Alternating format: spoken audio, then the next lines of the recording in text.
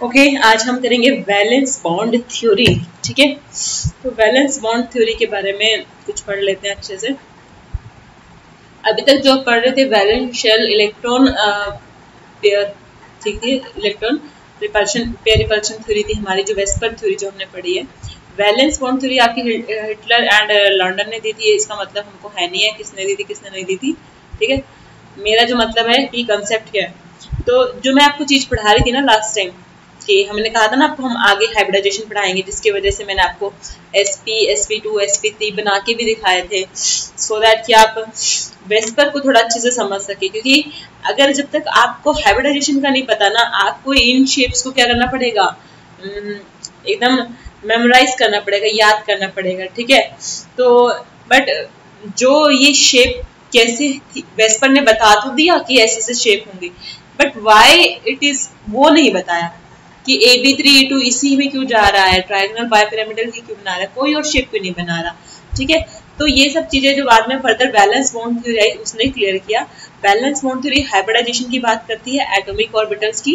Hybridisation क्या था मैं फिर से बता दूं, ऑल्दो हम आगे डिटेल में पढ़ेंगे। हाइब्रिडाइजेशन होता है इंटरमिक्सिंग ऑफ ऑर्बिटल्स। ठीक है, ठीक है, ऑर्बिटल्स एक दूसरे के साथ इंटरमिक्स होती हैं, सो दैट कि जो नई ऑर्बिटल्स बने वो नियरली सिमिलर हो शेप, साइज और एनर्जी में। ठीक है, ओके। उसके बाद यहाँ पर एक चीज कंसिडर करो, मान लो दो हाइड्रोजन एटम है ए और बी, दो हाइड्रोजन एटम है A and B, nucleus A atom का है Na सपोज कर लो, और न्यूक्लियस बी एटम का है Nb। ओके, एंड जो इलेक्ट्रॉन्स ए में है उन्हें मैंने कंसिडर किया Ea, और जो इलेक्ट्रॉन्स बी में है उन्हें Eb। तो ये मैंने दो एटम लिए हैं। ठीक है, जब ये दोनों एटम एक दूसरे से बहुत दूर दूर है, दोनों hydrogen atom A and B, तब उनके बीच में किसी भी तरह की इंटरेक्शन नहीं होती। ठीक है, बट जैसे ही एटम एक दूसरे के साथ एक दूसरे के पास अप्रोच करते हैं तो इनके बीच में इंटरेक्शन होना शुरू होता है। तो किस किस तरह की इंटरेक्शन होती है वो देखो। First type of interaction NaEA NbEb, ये कौन सी इंटरेक्शन है जी? ए के न्यूक्लियस की ए के इलेक्ट्रॉन से, बी के न्यूक्लियस की बी के इलेक्ट्रॉन से, first type of interaction. Second type of interaction क्या होगी? ए के न्यूक्लियस की बी के इलेक्ट्रॉन पर और बी के न्यूक्लियस की ए के इलेक्ट्रॉन पर। पहले वो एक दूसरे अपने अपने इलेक्ट्रॉन को अट्रैक्ट कर रहे थे, अभी वो एक दूसरे के इलेक्ट्रॉन को भी अट्रैक्ट कर रहे हैं। तो ये दो तरह के अट्रैक्टिव फोर्सेस लग रहे हैं न्यूक्लियस एंड इलेक्ट्रॉन्स के बीच में। और रिपल्सिव फोर्सेस कौन कौन से होंगे? एटम में अट्रैक्शन भी है, रिपल्शन भी है। रिपल्शन किसके बीच में होते हैं? इलेक्ट्रॉन्स एंड इलेक्ट्रॉन्स के बीच में। ठीक है, या फिर न्यूक्लियस और न्यूक्लियस के बीच में रिपल्शन हो सकती है। तो दो तरह की रिपल्शन है, या तो ए के इलेक्ट्रॉन बी के इलेक्ट्रॉन को रिपेल करेंगे, है ना, या फिर ए का न्यूक्लियस बी के न्यूक्लियस को रिपेल करेगा, because they both have same charge. तो सेम चार्जेस जब भी आएंगे, चाहे वो न्यूक्लियस पर सेम चार्ज हो चाहे इलेक्ट्रॉन्स पर सेम चार्ज हो, वो एक दूसरे को रिपेल करेगा। ओके, तो इन्होंने इस तरह के फोर्सेस को एक डायग्राम से भी एक्सप्लेन करने की कोशिश की है। सपोज करो ये HA है, ये HB है, B हाइड्रोजन एटम, यहाँ पे इन्होंने इलेक्ट्रॉन दिखाया है A का और इधर दिखाया है B का। तो ये दिखा रहा है कि कैसे A और B के बीच में इंटरेक्शन है। ठीक है, और कैसे यहाँ पर भी A और B के बीच में इंटरेक्शन है। ये सॉलिड लाइन क्या दिखा रहा है? सॉलिड लाइन है न्यू फोर्सेस, एंड ये जो ब्रोकन लाइन है या डैश लाइन है ये है ओल्ड फोर्सेस। मतलब देखो, जब वो एटम अकेला था तब भी उसका न्यूक्लियस उसके अपने इलेक्ट्रॉन को अट्रैक्ट कर रहा था, है ना, वो तो पुराना फोर्सेस ही है। बट जब वो एक दूसरे के पास आए तब नए फोर्स कौन से लगे? तब नया फोर्स यही लगा, इसका न्यूक्लियस ने जब एक इलेक्ट्रॉन को अट्रैक्ट किया, वो नया फोर्स है। और इसके न्यूक्लियस ने जब बी के इलेक्ट्रॉन को अट्रैक्ट करना शुरू किया पास आने पर, वो भी एक नया फोर्स है। ठीक है, ओके, तो एक चीज हमने समझ ली। अब एक बात और समझ लेना कि एक्सपेरिमेंटली ये देखा गया है कि जो नए अट्रैक्टिव फोर्सेस हैं कौन कौन से हैं जी? नए अट्रैक्टिव, ए का बी से और बी का ए से। ठीक है, दो तरह के नए अट्रैक्टिव फोर्सेस हमने देखे, वो ज्यादा है, उसका मैग्नीट्यूड ज्यादा है एज कंपेयर टू नए जो रिपल्सिव फोर्सेस आए हैं। तो नए रिपल्सिव फोर्सेस कौन थे जी? ए के बी के इलेक्ट्रॉन के बीच में रिपल्शन और ए के और बी के न्यूक्लियस के बीच में रिपल्शन। ठीक है, तो मतलब अट्रैक्टिव फोर्सेस ज्यादा है, रिपल्सिव फोर्सेस का मैग्नीट्यूड उतना ज्यादा नहीं है। तो जिसका मैग्नीट्यूड ज्यादा होता है वही डोमिनेंट होता है ना, ये तो सबको पता है ना। तो मतलब ओवरऑल क्या हो रही है, दोनों के पास आने से नेट क्या हुआ, नेट अट्रैक्शन हुआ, क्योंकि ऑल्दो रिपल्शन भी हो रहा है बट रिपल्शन कम है, अट्रैक्शन ज्यादा है। तो अट्रैक्शन ज्यादा है तो मतलब ओवरऑल नेट इफेक्ट क्या रहा कि एक दूसरे को वो क्या करेंगे, अट्रैक्ट करेंगे, तभी दो एटम क्या करते हैं, बॉन्ड बनाते हैं। ऑल्दो उनके बीच में रिपल्शन होती है बट अट्रैक्शन ज्यादा होने की वजह से ही वो दो एटम एक दूसरे के साथ बॉन्ड बनाते हैं, ठीक है। ओके, तो हमने एक बात बताया था कि एनर्जी जो होती है हमेशा रिलीज होती है, जब कोई बॉन्ड बनता है एनर्जी रिलीज होती है। जब HA एंड HB के बीच में बॉन्ड बनेगा एनर्जी रिलीज होगी, और जब भी एनर्जी रिलीज होती है ना तो याद रखना वो सिस्टम या वो मॉलिक्यूल या वो रिएक्शन वो हमेशा ज्यादा स्टेबल होती है। तो एनर्जी का रिलीज होना स्टेबिलिटी के डायरेक्टली प्रोपोर्शनल है, जितनी ज्यादा एनर्जी रिलीज उतनी ज्यादा स्टेबिलिटी, ठीक है क्या। तो मतलब जो H2 मॉलिक्यूल है वो हाइड्रोजन एटम से ज्यादा स्टेबल है। दैट इज व्हाई हाइड्रोजन अकेला नहीं मिलता है, हाइड्रोजन जनरली मतलब एटमॉस्फेयर में H2 की फॉर्म में मिलता है, क्योंकि H2 ज्यादा स्टेबल है। और ये जो जितनी एनर्जी रिलीज होती है ना, कितनी, जब HA और HB ने बॉन्ड बनाया जो एनर्जी रिलीज हुई, यही बॉन्ड एंथैल्पी है, यही बॉन्ड एंथैल्पी।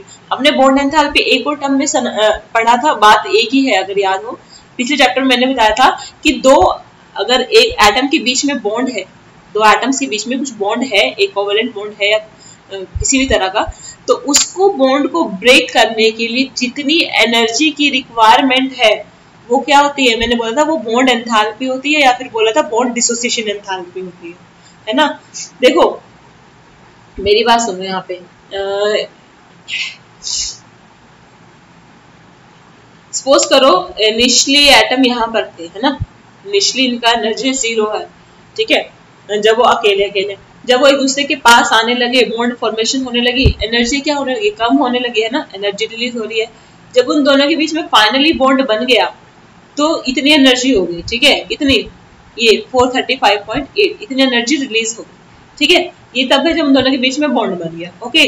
तो इतनी एनर्जी की रिक्वायरमेंट थी, है ना, इतनी एनर्जी रिलीज हुई है, तो अगर आपको इसको फिर से तोड़ना पड़ेगा, फिर से आपको इसको अलग अलग करना पड़ेगा, देखो यहाँ पर अलग अलग कर दिया ना, फिर को आपको अलग अलग करना पड़ेगा, तो कितनी एनर्जी देनी पड़ेगी, देखो इतनी देनी पड़ेगी।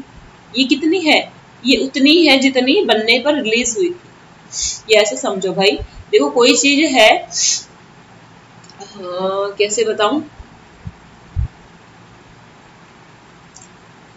भाई, कोई चीज, दो चीजें, ठीक है, उन दोनों के बीच में बॉन्ड बना और स्टेबिलिटी आ गई, क्योंकि उन्होंने एनर्जी रिलीज करी है ना, वो स्टेबल हो गया, उसकी एनर्जी कम हो गई, इतनी कम हो गई, देखो यहाँ तक कम हो गई है, इस लेवल तक 435.8 तक कम हो गई है। अब अगर मुझे उन्हें फिर से अलग अलग करना है, उनका बॉन्ड तोड़ना है, तो डेफिनेटली मुझे एनर्जी देनी पड़ेगी, क्योंकि वो तो बॉन्ड टूटने पर सिस्टम डिस्टेबलाइज हो जाएगा, है ना, तो वो खुद से तो अपने आप को डिस्टेबलाइज करेगा नहीं, कोई एक्सटर्नल फैक्टर आएगा, है ना, जो एनर्जी प्रोवाइड करेगा। तो वो कितनी एनर्जी देगा, वो इतनी एनर्जी ही तो उसको देनी पड़ेगी जितनी उसको बॉन्ड बनने के बाद जितनी एनर्जी रिलीज हुई थी, मतलब जितना वो स्टेबल हुआ था, इतना स्टेबल हुआ था, तो इतना अमाउंट 0 से लेके 435.8 तक, है ना, इतना अमाउंट ही उसको फिर से देना पड़ेगा, जब उसको एक दूसरे को अलग करना पड़ेगा, उन दोनों एटम्स को एक दूसरे से अलग करना पड़ेगा। देखो लिखा तो हुआ H2 + 435.8 विल गिव यू दोनों अलग अलग हाइड्रोजन एटम। अगर आपने H2 के मॉलिक्यूल को इतनी एनर्जी दे दी 435.8 किलो जूल पर मोल, तो ये हाइड्रोजन का जो मॉलिक्यूल है ये टूट जाएगा HH में, ठीक है। और जब H और H दोनों एक दूसरे के पास आएंगे और H2 बनाएंगे, तब वो कितनी एनर्जी रिलीज करेंगे, 435.8, ठीक है। तो बॉन्ड एंथैल्पी को आप दोनों ही टर्म में समझिए, और दोनों ही टर्म का मतलब एक ही है, बॉन्ड बनने के बाद जितनी एनर्जी रिलीज होती है वो इक्वल होती है किसके, बॉन्ड डिसोसिएशन एंथैल्पी के, क्योंकि उतनी ही एनर्जी आपको बॉन्ड को तोड़ने के लिए देनी पड़ेगी, ओके। अब है ऑर्बिटल ओवरलैप कंसेप्ट, ठीक है। इन्होंने कहा कि हाइब्रिडाइजेशन की बात करती है वैलेंस बॉन्ड थ्योरी, बीबीटी जिसे हम शॉर्ट फॉर्म में बोलते हैं, ठीक है। तो मैंने बताया था जैसे हाइब्रिडाइजेशन होती है तो इंटरमिक्सिंग होती है ऑर्बिटल्स की, है ना, तो कैसे होगा, कैसे ऑर्बिटल एक दूसरे से ओवरलैप करती हैं, कैसे बॉन्ड बनते हैं, वो हमने देखना है। तो देखो जब भी ऑर्बिटल की ओवरलैपिंग होती है, ओवरलैपिंग समझते हो ना, एक ऑर्बिटल का दूसरी ऑर्बिटल के ऊपर आना एकदम, जैसे मैंने अपना एक हाथ दूसरे हाथ के ऊपर रखा है, ठीक है, वो क्या किया, मैंने अपने दोनों हाथों को ओवरलैप किया, वैसे क्या होगी, ऑर्बिटल ओवरलैप होगी। तो जब भी ऑर्बिटल में ओवरलैपिंग होती है, दे अंडरगो पार्शियल इंटरपेनिट्रेशन। पार्शियल समझे, पार्शियल मतलब कंप्लीट नहीं होगा, पार्शियल मतलब थोड़ा थोड़ा, इंटरपेनिट्रेशन, पेनिट्रेट करना होता है किसी के बीच में जाना, ठीक है, ठीक है, किसी के बीच में घुसना, ऐसा समझ लो, ठीक है, पेनिट्रेट कर गया, किसी चीज के अंदर चले जाना, तो एक दूसरे के अंदर वो चली जाती है जब वो एक दूसरे के साथ ओवरलैप करती है, क्लियर। तो जितनी ज्यादा ओवरलैपिंग होती है ना एटॉमिक ऑर्बिटल्स के बीच में, उतना अच्छा और कहो उतना स्ट्रॉन्गर बॉन्ड बनता है। तो अच्छे बॉन्ड बनाने के लिए, स्ट्रॉन्ग बॉन्ड बनाने के लिए ऑर्बिटल की ओवरलैपिंग अच्छी होनी चाहिए, ठीक है। और ओवरलैपिंग अच्छी कब होगी, जब उनकी शेप और साइज या फिर उनकी एनर्जी जो है वो सिमिलर हो, तब वो एक दूसरे से अच्छे से ओवरलैप कर सकती हैं। दिखाती हूँ कैसे करेंगी, ठीक है। यहाँ पर हम एक डायरेक्शनल प्रॉपर्टीज पढ़ेंगे बॉन्ड की, ठीक है। कोवेलेंट बॉन्ड जो होते हैं वो इसी में ओवरलैपिंग भी है और इसी में ही डायरेक्शनल कैरेक्टर है, दोनों बातें एक साथ पढ़नी है।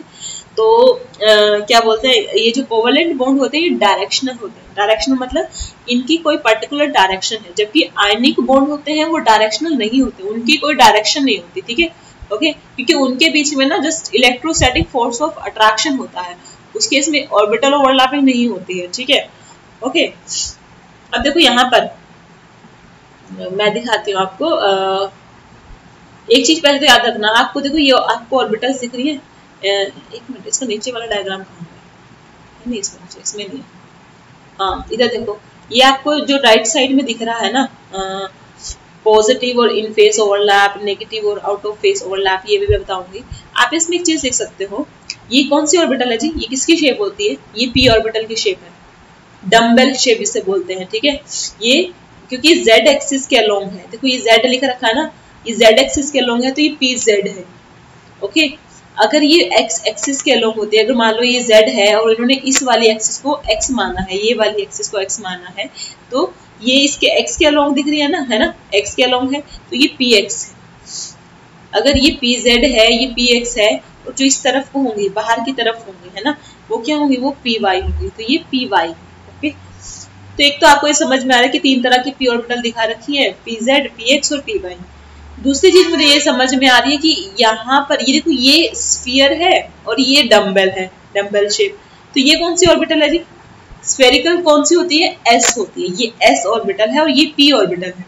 सिमिलरली यहाँ पर भी s ऑर्बिटल है और ये भी p ऑर्बिटल है, ठीक है।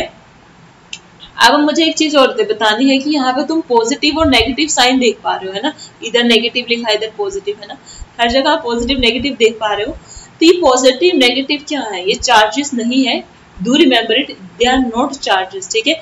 ये साइन है किसके, ये वेव फंक्शन, क्योंकि हर ऑर्बिटल का एक वेव, क्योंकि इलेक्ट्रॉन क्या होता है, इलेक्ट्रॉन कैसा पार्टिकल है, ड्यूल नेचर ऑफ पार्टिकल पढ़ा ना हमने, कि वो पार्टिकल की जैसे भी बिहेव करेगा, वेव की जैसे भी बिहेव करेगा। तो इलेक्ट्रॉन के साथ, इलेक्ट्रॉन की मूवमेंट्स के साथ जो वेव एसोसिएटेड होती हैं, उनको हम एक मैथमेटिकल फंक्शन से रिप्रेजेंट करते हैं।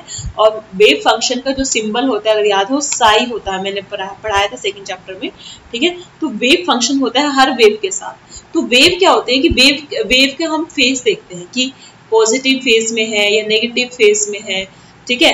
तो उसके अकॉर्डिंग हम उनको साइन देते हैं, ठीक है, ओके। तो साइन सिर्फ कुछ नहीं बताता, साइन चार्ज नहीं बताता, साइन फेस बताएगा कि इसका, इस वेव का क्या फेस है, ठीक है, पॉजिटिव फेस है या नेगेटिव फेस है, ठीक है। चार्ज से कोई लेना देना है नहीं, ठीक है।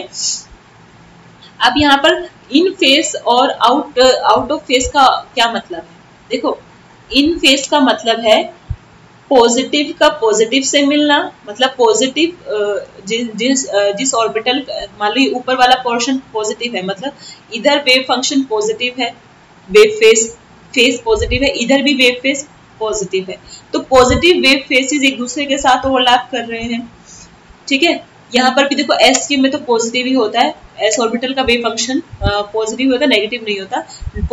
नेगेटिव और कहाँ होता है, जहां पर नोड्स आ जाते हैं, ठीक है। मान लो ये पॉजिटिव है, बीच में नोड होता है, पी ऑर्बिटल में नोड्स पड़े थे ना, नोड्स क्या थे, जो वो रीजन जहां पर इलेक्ट्रॉन की मिलने की प्रोबेबिलिटी बहुत कम होती है, सबसे कम होती है, लिस्ट होती है, ठीक है, वो रीजन जो होता है वो नोड कहलाता है। एस ऑर्बिटल में कोई नोड नहीं होता, हमने पढ़ा था, जबकि पी ऑर्बिटल में एक नोड होता है। ये जो बीच में दिख रहा है ना आपको डिसकंटिन्यूटी, एक देखो ये बन गया फूल सा पत्ती सा, है ना, बीच में कुछ है नहीं, फिर दूसरा ये बन गया, है ना, ये जो रीजन है ना जहाँ पे खाली है बीच में, है ना, कुछ नहीं है, ये नोड है। तो जहाँ नोड आता है वहां पे फेस चेंज हो जाता है वेव्स का, ठीक है। जैसे पहले इधर ये पॉजिटिव फेस में जा रही थी, पॉजिटिव फेस था वेव का, इलेक्ट्रॉन के साथ, कौन सी वेव है ये, जो इलेक्ट्रॉन के साथ एसोसिएटेड है, उसकी वेव की बात कर रही हूँ। नोड आने के बाद दूसरा कौन सा फेस दिखेगा, फिर नेगेटिव फेस दिखना शुरू हो जाएगा, ठीक है। ओके, तो पॉजिटिव एस और पॉजिटिव पी भी सेम फेस वालों की ओवरलैपिंग हो रही है, तो ये पॉजिटिव ओवरलैप कहते हैं, या फिर हमें इन फेस ओवरलैप कहते हैं। ये देखो पीएक्सी, देखो पॉजिटिव की पॉजिटिव से ओवरलैपिंग है और नेगेटिव की नेगेटिव से ओवरलैपिंग है, दोनों सेम फेस है ना, जिनकी ओवरलैपिंग हो रही है उनका फेस सेम है ना, ठीक है। जब जब उनका फेस सेम है तब तक वो क्या है, वो पॉजिटिव ओवरलैप है या कहीं इन फेस ओवरलैप है, ठीक है। सिमिलरली यहाँ पे पी वाई का देखो पॉजिटिव पॉजिटिव से ओवरलैप कर रहा है, एक दूसरे में देखो मिल रही है ना, ये कुछ अंदर जा रही है ना एक दूसरे की, यही है इंटरपेनेट्रेशन जो मैं बता रही थी आपको, इंटरपेनेट्रेशन ऑफ ऑर्बिटल्स हो रहा है, ओके, एक दूसरे के अंदर घुसना, ठीक है, ऐसा लाइक यहाँ पर भी देखो पॉजिटिव पॉजिटिव के साथ जा रहा है, नेगेटिव नेगेटिव के साथ जा रहा है, पी वाई के केस में यहाँ पर। तो ये कौन सा ओवरलैप है, अगर इस तरह से ओवरलैपिंग होती है ऑर्बिटल की तो हम इसे बोलते हैं पॉजिटिव या फिर इन फेस ओवरलैप। अब दूसरी पॉसिबिलिटी क्या है, एक तो पॉसिबिलिटी है कि पॉजिटिव पॉजिटिव के साथ ओवरलैप कर जाए, दूसरी पॉसिबिलिटी ये भी तो है कि पॉजिटिव नेगेटिव के साथ ओवरलैप कर जाए, ठीक है। तो जब भी ऐसी ओवरलैपिंग होती है कि डिफरेंट फेस होता है ऑर्बिटल्स का जो ओवरलैप कर रही है, तो उसको हम नेगेटिव या आउट ऑफ फेस ओवरलैप बोलते हैं, ओके, नेगेटिव एंड आउट या फिर आउट ऑफ फेस, ठीक है। सिमिलरली यहाँ पे देखो पॉजिटिव नेगेटिव से है तो ये भी आउट ऑफ फेस ओवरलैप है, ये पॉजिटिव नेगेटिव है, ये नेगेटिव पॉजिटिव है, डिफरेंट फेस है तो नेगेटिव ओवरलैप। तो सेम फेस होना, चाहे पॉजिटिव हो दोनों, चाहे दोनों नेगेटिव हो, अगर सेम फेस है और उनके बीच में ओवरलैप है तो उसे हम पॉजिटिव ओवरलैप कहेंगे या फिर इन फेस ओवरलैप कहेंगे। बट अगर फेस डिफरेंट है, ओके, फेस डिफरेंट है, पॉजिटिव नेगेटिव हो रहा है या नेगेटिव पॉजिटिव हो रहा है, तब हम उसे नेगेटिव ओवरलैप कहते हैं या फिर आउट ऑफ फेस ओवरलैप कहते हैं, ठीक है। अब देखो ये है जीरो ओवरलैप के केस। नाउ अब ये पॉजिटिव था, ये नेगेटिव था, अभी क्या है, ये जीरो ओवरलैप है। जीरो ओवरलैप देखो कैसे है, जितना इसने यहाँ पर ऊपर पॉजिटिव से ओवरलैप किया है इस ऑर्बिटल ने, उतना ही नीचे इसने नेगेटिव से ओवरलैप कर लिया है ना, नेगेटिव वेव फंक्शन वाले से जितना किया उतना ही पॉजिटिव वाले से कर लिया, तो मतलब जितना पॉजिटिव ओवरलैप हुआ था उतना ही नेगेटिव ओवरलैप हो गया, तो नेट ओवरलैप कितना हुआ, टोटल ओवरलैप कितना हो गया, जीरो। तो इस तरह के केस को हम बोलते थे कि जीरो ओवरलैपिंग केस है। हियर यू कैन सी, यहाँ तो ओवरलैपिंग हो ही नहीं रही, तो हम इसको जीरो ओवरलैपिंग बोल सकते हैं। जीरो ओवरलैपिंग का मतलब है कि टोटल, अगर ये नेट कहे, नेट होता है आप सब सारे फैक्टर्स को इंक्लूड करते हो, ठीक है, ओके, तो नेट जो ओवरलैपिंग अगर जीरो होती है, ओवरलैपिंग नहीं हो रही है कोई, तो वो जीरो ओवरलैप, ओके। तो तीन तरह के ओवरलैप हमने पढ़ लिए, पॉजिटिव, नेगेटिव और जीरो ओवरलैप, ओके। इसके बाद types of overlapping and nature of covalent bond, ठीक है, मैंने बताया था कोवेलेंट बॉन्ड डायरेक्शनल होते हैं, और अभी हम ये देखेंगे कि कौन सा बॉन्ड कैसे बनता है, मतलब अगर ऑर्बिटल ऐसे ओवरलैप करती है तो कौन सा बॉन्ड बनेगा, अगर ऑर्बिटल वैसे ओवरलैप करेंगी तो कौन सा बॉन्ड बनेगा, ठीक है। तो आपने अक्सर देखा होगा डबल बॉन्ड या ट्रिपल बॉन्ड वाले केस में, अभी मैं दिखाती हूँ,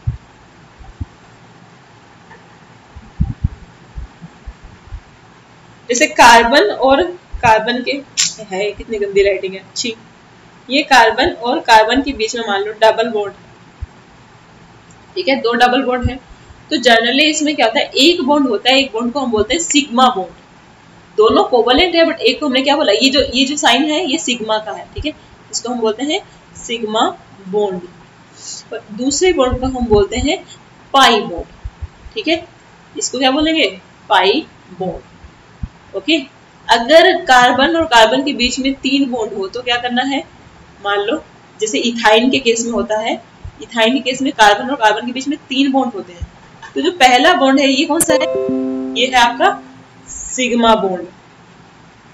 ओके, ये दूसरा क्या है, दूसरा आपका है पाई बॉन्ड। और तीसरा क्या है, तीसरा भी आपका पाई बॉन्ड है। ठीक है, तो एक पाई होता है, जो बचे हुए होते हैं, सॉरी एक बॉन्ड जो होता है मल्टीपल बॉन्ड वाले केस में एक बॉन्ड जो होता है वो सिग्मा होता है, बाकी पाई होते हैं। ठीक है, ओके। और पहले जो बॉन्ड बनता है वो सिग्मा बॉन्ड बनता है, पाई बॉन्ड बाद में बनते हैं। ठीक है, जैसे कार्बन और कार्बन के बीच में सिंगल बॉन्ड भी है ना अगर किसी केस में, इथेन वाले केस में। ठीक है, तो वहां पर जब भी कोई एक सिंगल बॉन्ड बन रहा है तो डेफिनेटली वो जो बॉन्ड होता है जनरली मोस्ट ऑफ केसेस में वो बॉन्ड सिग्मा होता है। एक दो एक्सेप्शन है वो मैं बता दूंगी, और जो एक्सेप्शन है वो मॉलिक्यूल स्टेबल ही नहीं, क्योंकि सिग्मा बॉन्ड स्टेबल होता है, पाई बॉन्ड उतना स्टेबल नहीं होता।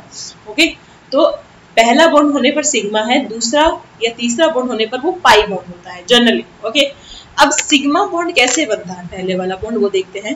देखो सिग्मा बॉन्ड कैसे बनेगा, जब एक टर्म याद रखना, हेड ऑन ओवरलैप। ठीक है, इसको मैं थोड़ा हाईलाइट कर देती हूँ, यहाँ पर मैं हाईलाइट करना भूल गई शायद, पता नहीं, मैंने पीडीएफ दूसरी खोल दी आज।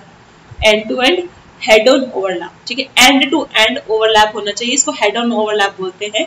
ठीक है, एक्सियल ओवरलैप भी बोला जाता है, एक्सिस के अलोंग जो ओवरलैप होता है दैट इज एक्सियल ओवरलैप। ठीक है, जैसे यहाँ पे एस और एस ऑर्बिटल है ना, ये इस मान लो ये ऑर्बिटल ये है ना, दोनों एक दूसरे से टकरा रही है ना, तो कैसे बन रही है, सीधी हेड टू हेड ओवरलैप हो गया ना। इसका एक एंड इसके दूसरे एंड से टकरा रहा है ना प्रॉपर, और दोनों एक ही एक्सिस में है। देखो अगर तुम एक सेंटर में लाइन पास कर दो तो आपको एक एक्सिस नजर आएगी। ओके, तो ये अलोंग दी एक्सिस कर रहे हैं, अपनी इंटरन्यूक्लियर एक्सिस के अलोंग ये ओवरलैप कर रहे हैं। तो ये कैसी ओवरलैपिंग हुई है, एंड टू एंड ओवरलैपिंग, ये जिसे हम बोलते हैं हेड ऑन ओवरलैपिंग हुई है। तो एसएस ओवरलैपिंग से क्या बनता है, एसएस ओवरलैपिंग से सिग्मा बॉन्ड बनता है, क्योंकि ये कंडीशन किसके लिए है, ये कंडीशन है सिग्मा बॉन्ड की। ठीक है, ये तो एस एस से तो चलो सिग्मा बॉन्ड बनेगा नो डाउट। ओके, अगर एस और पी की ओवरलैपिंग हो जाए तो देखो एस और पी की ओवरलैपिंग कैसे करानी है, सिग्मा बॉन्ड बनाने के लिए एस है ना, और ये पी ऑर्बिटल है। ठीक है, तो ये इसका ओवरलैप, ये इसका जो लोब है, इसको लोब बोलते हैं हम। ये देखो एक ये लोब है, ये दूसरा लोब है। ठीक है, इसको लोब बोला जाता है। इसका ये लोब और इसका ये लोब, इसका तो लोब ही नहीं है, तो पूरी ऑर्बिटल है। ठीक है, दोनों एक दूसरे से जब एक दूसरे से हेड टू हेड, ऐसे वाला, जैसे आप लगाओ कि एक का सर आपने दूसरे के सर में फोड़ना है सीधा, वो भी एक्सिस के अलोंग, वैसे लगा लो। ठीक है, ओवरलैप कर रहे हैं, तो ये कैसी ओवरलैपिंग हुई है, एसपी ओवरलैपिंग इसका नाम है, बट ये सिग्मा बॉन्ड बनाएगी क्योंकि ये एंड टू एंड ओवरलैपिंग है। ठीक है, क्योंकि इसकी इंटरन्यूक्लियर एक्सिस यही है, इसकी भी इंटरन्यूक्लियर एक्सिस यही है, उसी के अलोंग ये दोनों ओवरलैप कर रहे हैं, तो डेफिनेटली ये एक सिग्मा बॉन्ड की फॉर्मेशन यहाँ पर होगी। फिर पहला तो सिग्मा बॉन्ड देखा एसएस से कैसे बना, फिर देखा एसपी से कैसे बना, है ना। अब देखेंगे पी की ओवरलैपिंग से कैसे सिग्मा बॉन्ड बनता है। तो दो पी ऑर्बिटल लेनी है जिनकी जो ये वाली मतलब इसी एक्सिस के अलोंग लेना है हमें, ये वाली एक्सिस। ठीक है, थोड़ा मैंने वो गंदा बनाया, एक मिनट रुको मैं दिखाती हूँ अगर ढंग से बन गया।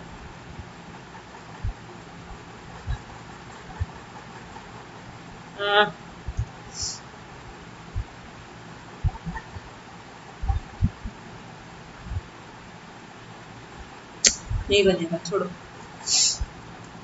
ओके, इसमें दिखाते हो, जैम बोर्ड में दिखा देती। देखो जैसे ये पी ऑर्बिटल थी, है ना, इसकी इंटरन्यूक्लियर एक्सिस कौन सी है, दिस वन। ओके, दूसरी पी ऑर्बिटल क्या है, दूसरी पी ऑर्बिटल भी इसी एक्सिस के अलोंग होने वाली होनी चाहिए, ऐसी ही। ठीक है, थोड़ा ही मेरे से डायग्राम अगर सुंदर ना बने तो माफी चाहती हूँ, क्योंकि इसमें थोड़ा बनाना ऐसा ही है। ठीक है, तो समझ, ये स्ट्रेट लाइन है। ठीक है, ये मैंने टेढ़ी मेढ़ी बना दी ना, इसको स्ट्रेट लाइन अज्यूम करो। तो यही एक एक्सिस है जिसके अलोंग दोनों क्या कर रही है, इसी एक्सिस के अलोंग ये आएगी, इसी एक्सिस के अलोंग ये आएगी, और एक दूसरे के साथ ओवरलैप कर जाएंगे, है ना। इसी एक्सिस के अलोंग ये दोनों एक दूसरे के साथ, ये ऐसे आई, है ना, इधर से ये ऐसे, इसने एक दूसरे के साथ क्या किया, ओवरलैप किया। ठीक है, ये ओवरलैपिंग रीजन है जहां पर ये इतना रीजन इनका ओवरलैप हो रहा है, ठीक है। इस तरह की ओवरलैपिंग जब होती है, इसको हमने हेड ऑन ओवरलैप या एंड टू एंड ओवरलैप ही है ये पी और पी के बीच में। तो जब इस तरह से पी ऑर्बिटल आएंगी तो वो दोनों एक दूसरे के साथ क्या बनाएंगी, सिग्मा बॉन्ड बनाएंगे, ठीक है। वो सिग्मा बॉन्ड बनाएंगे, ठीक है। इन 3 तरीकों से सिग्मा बॉन्ड बन रहा है, एक एसएस से, एक एसपी से और तीसरा पीपी से। अभी पाई बॉन्ड की देख लेते हैं फॉर्मेशन कैसे होती है। तो पाई बॉन्ड का बहुत अलग है ना। पाई में क्या होता है कि जो एक्सिस होती है एक दूसरे की, जिसके अलोंग वे ओवरलैप करते हैं, और उनकी जो इंटरन्यूक्लियर एक्सिस होती है वो एक दूसरे के परपेंडिकुलर होती है। वो एक्सिस जिसके अलोंग वो ओवरलैप कर रहे हैं और वो एक्सिस जो उनकी इंटरन्यूक्लियर एक्सिस है वो एक दूसरे के क्या है, परपेंडिकुलर होते हैं। और इनका जो ओवरलैप होता है उसको हम बोलते हैं साइड वाइज ओवरलैपिंग। क्या बोलते हैं हम, साइड वाइज। जैसे हम सिग्मा में एंड टू एंड बोल रहे थे या हेड ऑन बोल रहे थे, पाई बॉन्ड में हमने बोला साइड वाइज ओवरलैपिंग होती है। क्लियर। तो देखो साइड वाइज कैसे हो रही है, ये है, ओके। अब देखो अगर मैं इसको यहाँ पर ड्रॉ करूं, लेट मी शो यू। अगर ये है और ये ऑर्बिटल ऐसे है, तो इनके इंटरन्यूक्लियर एक्सिस कौन सी है, इनके न्यूक्लियस से पास होते हुए ये वाली है ना, ये वाली इंटरन्यूक्लियर एक्सिस है।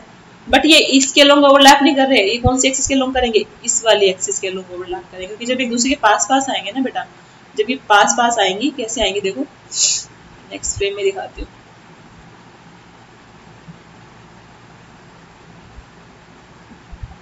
ओके, जब ये एक दूसरे के पास पास आ गई है, सपोज करो,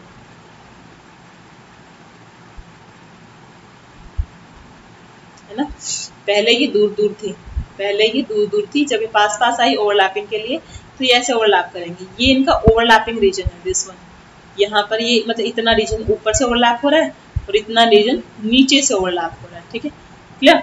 तो ये तो इनकी कौन सी एक्सिस है, ये वाली एक्सिस है इनकी इंटर न्यूक्लियर एक्सिस, है ना, इनकी न्यूक्लियस से पास कर रही है जो, है ना, ओके। जो ऊपर वाली है वो कौन सी है, वो इंटर न्यूक्लियर एक्सिस के परपेंडिकुलर जो एक्सिस होगी उसके अलोंग इन्होंने ओवरलैप किया है। तो अगर ऐसी ओवरलैपिंग होती है दैट इज, तब हमारा पाई बॉन्ड बनता है, ठीक है, पाई बॉन्ड, ठीक है। और इसको ओवरलैपिंग को हम अक्सर ऐसे भी रिप्रेजेंट करते हैं, जैसे बुक में किया हुआ, देखो बीच में लाइन पास कर दी, ऊपर एक लोब दिखा रखा है बड़ा सा और नीचे भी एक बड़ा सा लोब दिखा रखा है। मतलब ऊपर की तरफ ये पिंक कलर का लोब क्या शो कर रहा है कि ऊपर की तरफ ओवरलैपिंग हो रही है और नीचे की तरफ ओवरलैपिंग हो रही है, बीच में कहीं ओवरलैपिंग नहीं हो रही थी। आपने यहाँ पर भी देख सकते हो मेरे वाले डायग्राम में, मैंने यहाँ पर कोई ओवरलैपिंग दिख रही है आपको, कोई ओवरलैपिंग नहीं है, ऊपर है ओवरलैपिंग और नीचे ओवरलैपिंग है, बीच में कोई ओवरलैपिंग नहीं है, तो इसलिए बीच वाला पोर्शन खाली छोड़ा गया है, ठीक है। तो एक और मतलब इसी को ही पाई पी ओवरलैपिंग को पाई बॉन्ड की जो के लिए जो करते हैं उसको हम ऐसे भी रिप्रेजेंट करते हैं, दोनों वेज आप याद रखना, ठीक है। तो पाई बॉन्ड आपको पता है हमेशा इंटरन्यूक्लियर एक्सिस की अगर परपेंडिकुलर जो एक्सिस होगी उसके अलोंग ओवरलैपिंग होती है तो हमेशा पाई बॉन्ड बनेगा। अगर इंटरन्यूक्लियर एक्सिस के अलोंग ही ओवरलैपिंग हो रही है तो सिग्मा बॉन्ड बनेगा। तो अब बात करते हैं स्ट्रेंथ की, सिग्मा और पाई बॉन्ड की स्ट्रेंथ देखते हैं कि कौन सा स्ट्रॉन्ग होता है। तो हमेशा याद रखना सिग्मा बॉन्ड हमेशा स्ट्रॉन्ग होता है, क्योंकि जब इंटरन्यूक्लियर एक्सिस के अलोंग ओवरलैपिंग होती है तो ओवरलैपिंग ज्यादा होती है, जितनी ज्यादा ओवरलैपिंग होगी उतना स्ट्रॉन्गर आपका बॉन्ड होगा। जबकि जब आप साइड वाइज ओवरलैप कराते हो, जो कि पाई बॉन्ड में आपने देखा साइड वाइज ओवरलैप हो रहा था, वहां पर ओवरलैपिंग उतनी अच्छे से नहीं होती है, ठीक है, ओवरलैपिंग होती है बट सिग्मा बॉन्ड की जितनी ओवरलैपिंग नहीं होती, इसलिए पाई बॉन्ड जो होता है वो बहुत वीक होता है, ठीक है। तो सिग्मा बॉन्ड स्ट्रॉन्गर है, पाई बॉन्ड वीक है, ओके, ये याद रखना। उसके बाद हाइब्रिडाइजेशन का फिर से कंसेप्ट आता है, ये फिर से नहीं है, अभी आया है, और मैंने तुमको ये पहले बताया क्योंकि मैंने चाहती थी तुम वेस्पर जब तुम पढ़ रहे थे ना कि मुझे रट्टाफिकेशन याद पसंद नहीं है, तो तुम पहले इसको रटो, फिर बाद में तुमको बताऊंगी, तुम्हें रटने की जरूरत है ही नहीं, यहाँ पर हाइब्रिडाइजेशन टेक्निक है उसे तुम निकाल ही सकते हो, तो वो टेक्निक मैंने पहले बता दी थी, ठीक है। तो हाइब्रिड ऑर्बिटल क्या होती है, मैंने बताया था जब दो एटॉमिक ऑर्बिटल्स कंबाइन करके नई ऑर्बिटल्स बना लेती है, new set of equivalent orbital. Equivalent मतलब they will be similar in shape and size and energy, ठीक है, तो उसको हम उन ऑर्बिटल्स को हम कहेंगे हाइब्रिड ऑर्बिटल। तो हाइब्रिडाइजेशन में मैंने प्रोसेस बताया था, can be defined as the process of intermixing of orbitals of slightly different energy so as to redistribute their energy, resulting in the formation of new set of orbitals of equivalent energies and shape. Okay, तो जो overlap जो hybridisation में जाती है ना, उनकी energy के बीच में भी बहुत ज्यादा डिफरेंस नहीं होना चाहिए। जैसे 2s एंड 2p है, दे कैन हाइब्रिडाइज क्योंकि उनकी एनर्जी के बीच में ज्यादा डिफरेंस नहीं है। बट अगर तुमको हो कि 3s के 2s से कराऊं तो वो मुश्किल है जी, वो नहीं हो पाएगा। जैसे प्रिंसिपल क्वांटम नंबर चेंज होता है, एनर्जी काफी ज्यादा बढ़ जाती है, ठीक है। 2 second shell comparatively third shell में जो ऑर्बिटल्स है उनकी एनर्जी बहुत ज्यादा होती है, ठीक है। तो 2 की 3 वालों से इतने अच्छे से हाइब्रिडाइजेशन नहीं हो पाती है, ओके। इसलिए जनरली वो प्रेफर भी नहीं करते हैं। तो इसमें हमने 3 तरह की हाइब्रिडाइजेशन पढ़ी थी, मैं तो 5 तरह की पढ़ाई तुमको, बट इधर तुमको 3 ही दिखाऊंगी। तो पहले तो फीचर्स देख लेते हैं हाइब्रिडाइजेशन के, साइलेंट फीचर्स। साइलेंट फीचर्स क्या कहते हैं जी? पहला तो वही पॉइंट है, जितनी आपकी एटॉमिक ऑर्बिटल मिक्स हो रही है एक दूसरे के साथ, उतनी ही नई हाइब्रिड ऑर्बिटल्स मिलती है, बनती है, मिलती है, ठीक है। अगर जैसे एक s और 3p 3p और 1s ऑर्बिटल मिक्स हो रही है, तो टोटल 4 मिक्स हो रही है ना, तो 4 मिक्स होंगी तो 4 ही हाइब्रिड ऑर्बिटल बनेगी। जितनी की मिक्स मतलब जितनी मिक्स होंगी उतने ही नहीं बनेगी, कोई चेंज नहीं आएगा नंबर ऑफ ऑर्बिटल्स में। दूसरी बात, जो हाइब्रिडाइज ऑर्बिटल होती है वो इक्विवेलेंट होती है एनर्जी एंड शेप में। इक्विवेलेंट मतलब काफी ज्यादा एक दूसरे की, उनकी एनर्जी एक दूसरे की काफी इक्वल होती है, एग्जैक्टली इक्वल होती है, बट अप्रोक्सीमेटली बहुत क्लोज वैल्यूज होती है उनकी एनर्जी की, और शेप भी अप्रोक्सीमेटली एक जैसी होती है, ठीक है। और हाइब्रिडाइजेशन क्यों किया ऑर्बिटल्स ने, ये भी मैंने बताया था, क्योंकि जो जनरली क्या होता है, अगर s और p के ऑर्बिटल आप देखो, उनकी एनर्जी में थोड़ा सा डिफरेंस होता है, ठीक है, और शेप में भी काफी डिफरेंस है। s की स्फेरिकल है, p की डम्बल शेप है, ठीक है। डिफरेंट होने से क्या होगा, उनके बीच में ओवरलैपिंग, शेप डिफरेंट होने से ओवरलैपिंग उतनी अच्छी नहीं होगी और बॉन्ड भी अच्छा नहीं बनेगा। बट जो हाइब्रिड ऑर्बिटल होगी वो सब एक ही जैसे शेप की होंगे, इसलिए वहां पर बॉन्ड फॉर्मेशन अच्छी हो जाएगी, ठीक है। जैसे कि मैं आपको बताऊं, अगर कार्बन है, इसको मैं एक और अच्छे एग्जांपल से एक्सप्लेन कर सकती हूँ। कार्बन है, ठीक है, कार्बन CH4 में अगर आप देखो 2s होता है और 2p होता है, ठीक है। कॉन्फ़िगरेशन है 2s2 2p2, outer most electronic configuration की बात कर रही हूँ, ठीक है। पूरा करना हो तो क्या करोगे, आगे क्या लिखते हो, हीलियम। जो नियर बाय नोबल गैस होती है ना, उसकी पहले तो उसको लिखना होता है, फिर रिमेनिंग इलेक्ट्रॉन को ऐसे ऑर्बिटल्स में शो करना होता है कार्बन का, ठीक है। ओके, अगर कार्बन CH4 बनाता है, मीथेन बनाता है, तो उसको 4 हाइड्रोजन के साथ बॉन्ड बनाने पड़ेंगे, है ना। अब तुम्हें पता है हाइड्रोजन को भी एक ही इलेक्ट्रॉन चाहिए, है ना, तो मतलब कार्बन को हर हाइड्रोजन को एक एक इलेक्ट्रॉन देना पड़ेगा कोवेलेंट बॉन्ड बनाने के लिए, है ना। हाइड्रोजन को भी तो 1 इलेक्ट्रॉन की रिक्वायरमेंट है ना। कोवेलेंट बॉन्ड में तो शेयरिंग ही होगी, तो ये क्या करता है, अपना एक इलेक्ट्रॉन अपने सराउंडिंग से एनर्जी एब्जॉर्ब करके एक इलेक्ट्रॉन को एक्साइट कर देता है इस 2p ऑर्बिटल में। एक्साइट करना मतलब यहाँ सेल निकालकर आगे दूसरे ऑर्बिटल में भेज दिया 2p में, ठीक है। ओके, तो जब ये 2p में चला गया तो क्या कॉन्फ़िगरेशन बन जाएगा, ये इसने इसलिए किया ताकि ये 4 हाइड्रोजन के साथ बॉन्ड बना सके, ठीक है।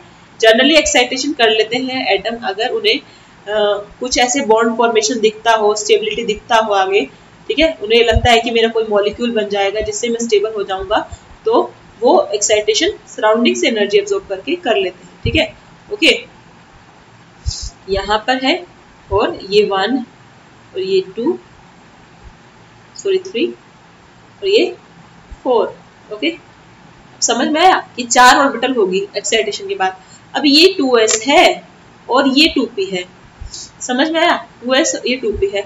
अब अगर हाइड्रोजन इनसे बॉन्ड बनाने लगे, चारों हाइड्रोजन है ना, एक ऑर्बिटल से एक हाइड्रोजन बनाएगा, 4 ऑर्बिटल है ना, एक ऑर्बिटल से एक हाइड्रोजन बॉन्ड बनाएगा, तो समझो जैसे ये हाइड्रोजन आया बाहर से, हाइड्रोजन के पास कौन सी ऑर्बिटल है, वैलेंस ऑर्बिटल कौन सी है उसकी, 1s, किसमें इलेक्ट्रॉन है, 1s में है ना, तो 1s ही होगा। तो यहाँ पर बॉन्ड किसके बीच में बनेगा, 1s और 2s के बीच में बन जाएगा। ये 2px अगर, तो यहाँ पे किसके बीच में बॉन्ड बनेगा, 1s और 2p के बीच में, 2px सपोज करो, 2px। सिमिलरली यहाँ पर 1s और 2py के बीच में, यहाँ पर 1s और 2pz के बीच में। अगर कार्बन ऐसे 4 बॉन्ड बनाता है डिफरेंट ऑर्बिटल यूज करके, तो चारों बॉन्ड की स्ट्रेंथ डिफरेंट होगी, उससे क्या होगा कि एक बॉन्ड तो स्ट्रॉन्ग बन गया, एक बॉन्ड वीक बन गया। ऐसे मॉलिक्यूल कभी स्टेबल नहीं होता है, ठीक है। अगर चारों बॉन्ड ऐसे हो ना कि अलग अलग बॉन्ड स्ट्रेंथ है, ठीक है, तो वहां पर स्टेबिलिटी नहीं आती है।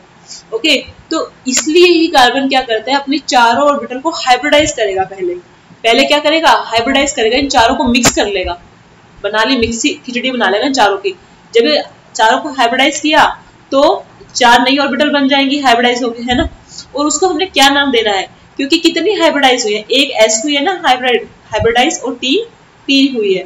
तो उस हाइब्रिडाइज जो नई ऑर्बिटल बनी है ना, उनको हम sp3 ऑर्बिटल कहेंगे। उन्हें क्या कहेंगे हम, sp3, क्योंकि एक s हाइब्रिडाइज हुई है, 3 p हाइब्रिडाइज हुई, इसलिए नाम पड़ गया sp3। तो 4 ऑर्बिटल मिलके इंटरमिक्सिंग करके 4sp3, 4 will show the number, कितनी नंबर बनी है, 4 क्या बता रहा है, नंबर। तो 4 sp3 ऑर्बिटल बन जाएंगी, ठीक है, 4 sp3। तो अगर मैं दिखा दूं,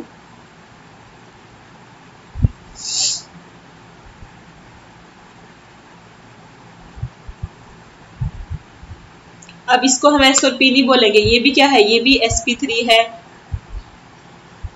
ये भी sp3 है, और अगली भी sp3 है। अब अगर हाइड्रोजन इनसे बॉन्ड बनाता है, आगे 4 हाइड्रोजन इनसे बॉन्ड बनाता है, तो अब बॉन्डिंग क्या रहेगी, सबके साथ सेम हो जाएगी, सबकी बॉन्डिंग क्या होगी, सेम होगी। ये हाइड्रोजन आया, इसकी 1s है, तो यहाँ पर 1s और sp3 के बीच में बॉन्ड है। अगले हाइड्रोजन में भी क्या होगा, 1s sp3 के बीच में, नेक्स्ट में भी और अगले में भी। तो सबकी चारों बॉन्डिंग क्या होगी, सेम होगी ना बाबा। तो चारों बॉन्डिंग सेम होने से मीथेन जो मॉलिक्यूल है वो स्टेबल हो जाएगा। ओके, डेफिनेटली, है ना। अब देखो, और sp3 हाइब्रिडाइजेशन हुआ, हमने किया। उसके बाद एक चीज मैंने और बताई थी,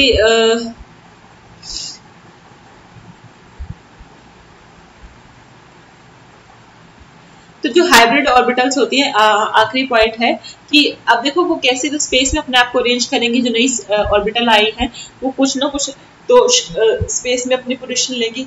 तो कैसी पोजीशन लेंगी, कैसी डायरेक्शन प्रेफर करेंगी, जहां पर वो मिनिमम रिपल्शन फील करे बिटवीन इलेक्ट्रॉन पेयर्स के बीच में, ठीक है। ऑर्बिटल में क्या होता है, इलेक्ट्रॉन होते हैं ना, जो हाइब्रिडाइज ऑर्बिटल उनमें भी इलेक्ट्रॉन है ना।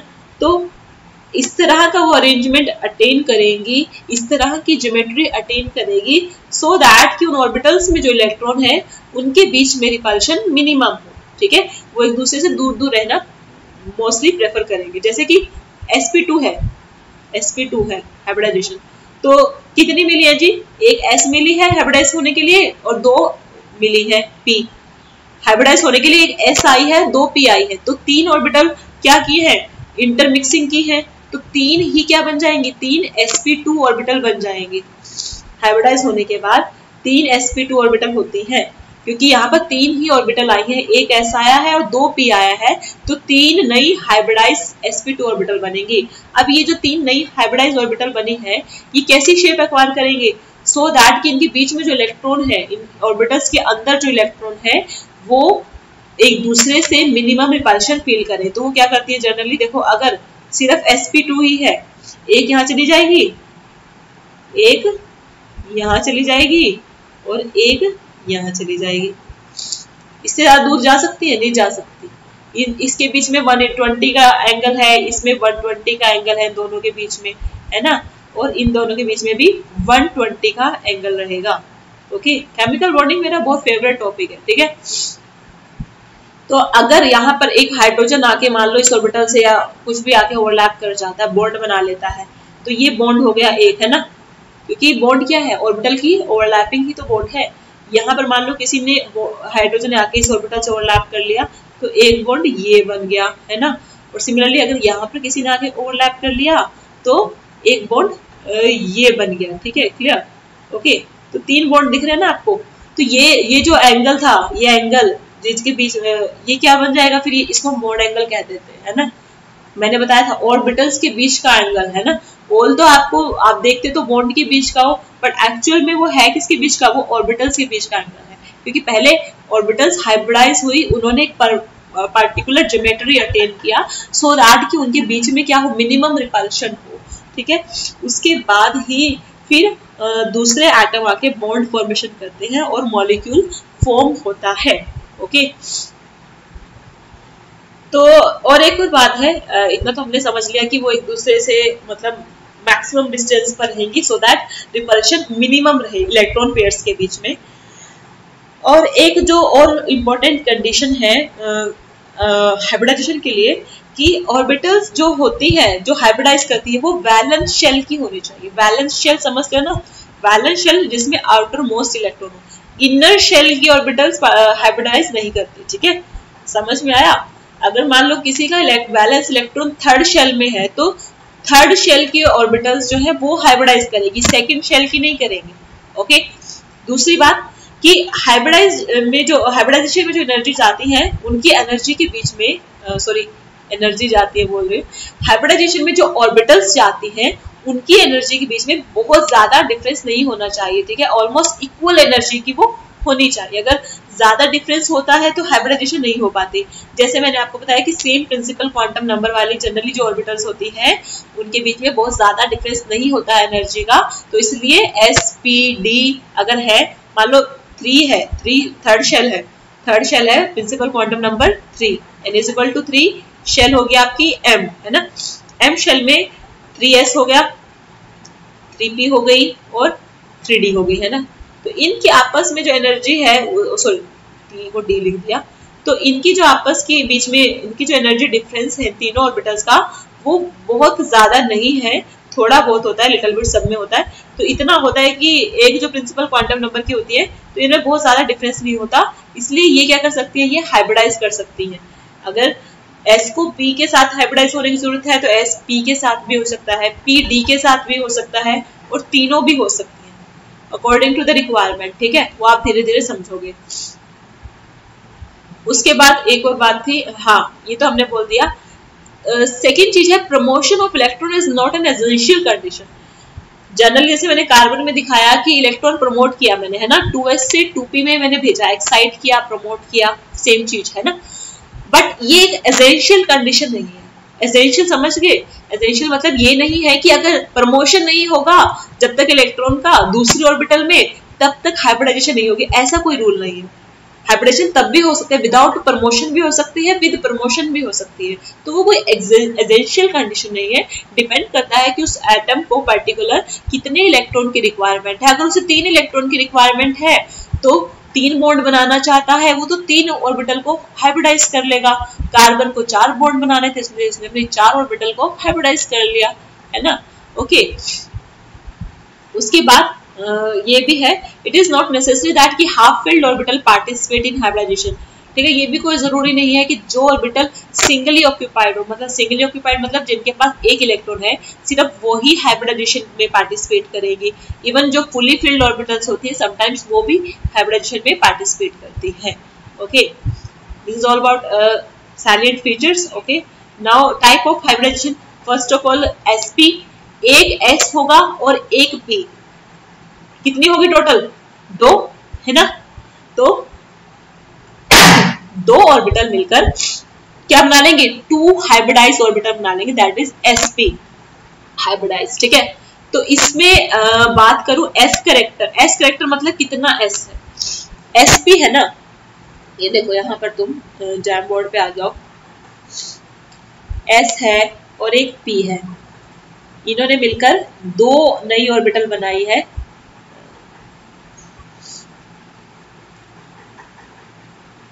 s p।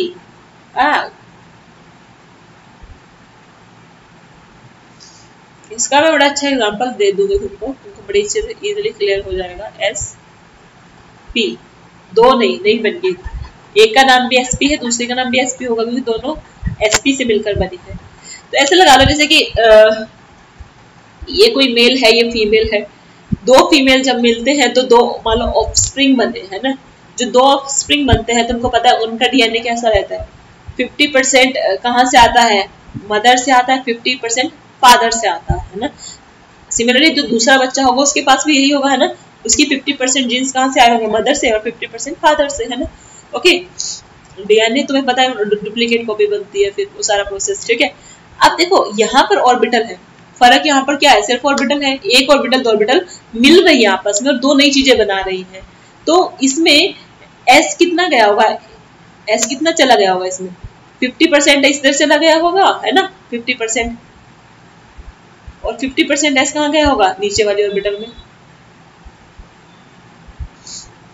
अरे टोटल एक ही तो थी, एक ही तो S थी, S ने अपने आप को दो भागों में बांट लिया, है ना, आधा S यहाँ चला गया और हाफ S यहाँ चला गया। हाफ S जाने का मतलब क्या है, 50% S यहाँ गया, 50% S यहाँ गया। अब सिमिलरली ये जो P थी, ये भी दो में बट गए, है ना, 50% P यहाँ चली गई और 50% यहाँ चली गई।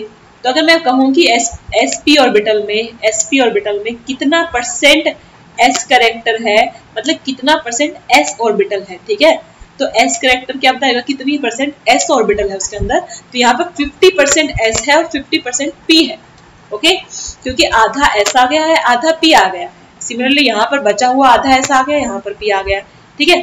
तो ऐसे हमने परसेंटेज s करेक्टर और परसेंटेज p करेक्टर देख लेना है, ठीक है। इसकी ज्योमेट्री कैसी होती है, ये लीनियर ज्योमेट्री की होती है, ठीक है। दो ऑर्बिटल मैक्सिमम डिस्टेंस पर कैसे रह सकते हैं एक दूसरे से दूर। ये एक मान लो अगर ये sp है तो दूसरी कहाँ चली जाएगी, इसके 180 में चली जाएगी। मैक्सिमम डिस्टेंस पे बोला था ना मैंने कि ऑर्बिटल्स एक दूसरे से मैक्सिमम डिस्टेंस पर रहती हैं। तो ये से मैक्सिमम डिस्टेंस पर कहाँ दूर रहेंगी, जब इन दोनों के बीच में 180 डिग्री का एंगल होगा, है ना। तो इसलिए ये कैसी ज्योमेट्री होगी, क्योंकि एक लाइन के अलोंग है ये जो है। अगर मैं अच्छे से बना पाऊं तो ये जो ऑर्बिटल है दोनों एक लाइन के अलोंग है ना, तो इसलिए ये क्या है, इसको लीनियर ज्योमेट्री बोलते हैं, ठीक है।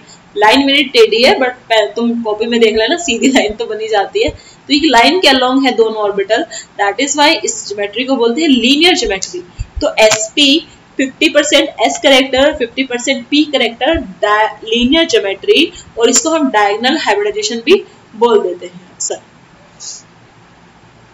उसके बाद क्या है, एग्जाम्पल्स देख तो, बेरिलियम क्लोराइड, बेरिलियम BeCl2, ये इसका दिखाती हूँ तुमको, BeCl2 कैसे होगा, BeCl2।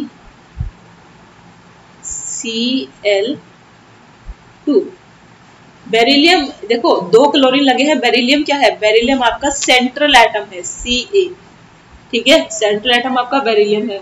तो आपको कॉन्फ़िगरेशन किसका देखना है, बेरिलियम का देखना है। बेरिलियम का क्या कॉन्फ़िगरेशन है, अगर देखो एटॉमिक नंबर 4 है जी, atomic number 4, helium 2s2, helium, उसके बाद क्या है 2s2, 2s में 2 इलेक्ट्रॉन है, 2p में कोई इलेक्ट्रॉन नहीं है बाबा, 2p इसकी खाली है, क्योंकि सेकंड शेल में इलेक्ट्रॉन है, तो 2p इसके पास कैसी है, खाली पड़ी है, वैकेंट है, इसकी 2p वैकेंट है, कोई इलेक्ट्रॉन नहीं है। अब देखो ये क्या करेगा, अगर इसको बॉन्ड फॉर्मेशन करनी हो दो क्लोरीन के साथ, अगर क्लोरीन का या तो क्लोरीन का एटॉमिक नंबर कितना है 17 है, क्लोरीन को 18 बनाने के लिए 18 जो कि आर्गन का है, नोबल गैस है, 18 बनाने के लिए एक इलेक्ट्रॉन की रिक्वायरमेंट है। तो वो ऐसी जगह बॉन्ड बनाएगा जहां पर उसके साथ एक इलेक्ट्रॉन मिल सके शेयरिंग में, ठीक है, ओके, इधर शेयरिंग में या फिर आयनिक में। तो यहाँ पर तो शेयरिंग में पॉसिबल है ना, ओके। तो ये क्या करेगा, ये अपना एक इलेक्ट्रॉन यहाँ से 2s से क्या करेगा, 2s से लेके जाएगा 2p में, 2p में ले गया 2 इलेक्ट्रॉन, है ना। अब देखो इलेक्ट्रॉन कहाँ है, 2s में है और 2p में है, बाकी इधर तो कोई इलेक्ट्रॉन नहीं है ना। और हमें सिर्फ 2 ही तो बॉन्ड बनाने हैं बेरिलियम में, बेरिलियम में 2 बॉन्ड बनाने हैं, तो बेरिलियम को कितनी ऑर्बिटल चाहिए, 2 ऑर्बिटल चाहिए। एक और बॉन्ड बनाने के लिए एक एटम की तरफ से एक ऑर्बिटल आती है ना, तो 2 ऑर्बिटल चाहिए। तो एक s है और एक p है, तो हाइब्रिडेशन क्या हो जाएगी दोनों में, क्या पॉसिबिलिटी है, sp तो बनेगी, 2 sp ऑर्बिटल बन जाएंगे, है ना, sp बन जाएंगी 2। तो ये जो 2 sp बनेंगी ये क्या करेंगी, ये क्लोरीन से ओवरलैप करेंगे, ठीक है। तो बेरिलियम जो है, बेरिलियम क्लोराइड जो है वो sp हाइब्रिडाइजेशन में जाता है, ठीक है, ओके, sp हाइब्रिडेशन में जाता है, ओके। और इसकी शेप कैसे थे, लीनियर। तो बेरिलियम क्लोराइड अगर ध्यान हो ना, बेरिलियम क्लोराइड का ये होता है, बेरिलियम ये है, तो एक तो इधर रहेगा बॉन्ड, है ना, और एक इस तरफ रहेगा। ये बॉन्ड क्या दिखाता है, ये वही है, ऑर्बिटल के ओवरलैपिंग है, ये ऑर्बिटल्स एक दूसरे से वही 180 डिग्री एंगल पर है, मैक्सिमम डिस्टेंस पर है, ठीक है, ओके, क्लियर। तो ये आपका sp हाइब्रिडेशन का ओवरऑल कंसेप्ट हो गया। आई थिंक आज के लिए इतना काफी है, नेक्स्ट हम कल कर लेंगे। ओके, एसपी कर लिया, आप और भी मॉलिक्यूल्स देखो एसपी हाइब्रिडाइजेशन के, और उनकी हाइब्रिडाइजेशन खुद निकालो और चीजों को समझो, ये ऑर्बिटल डायग्राम बनाने सीखो, ये सब बहुत इंपॉर्टेंट है। ये चैप्टर इतना इंपॉर्टेंट है कि जिसको केमिकल बॉन्डिंग नहीं आई ना, उसको केमिस्ट्री आना बहुत मुश्किल है, क्योंकि हर जगह केमिकल बॉन्डिंग का रोल है केमिस्ट्री में। तो ये चैप्टर तो बहुत अच्छे से करो, इवन पूरी केमिस्ट्री बहुत अच्छे से करो। जितने अच्छे से करते जाओगे उतना ज्यादा इंटरेस्ट बनता जाएगा। Thank you so much.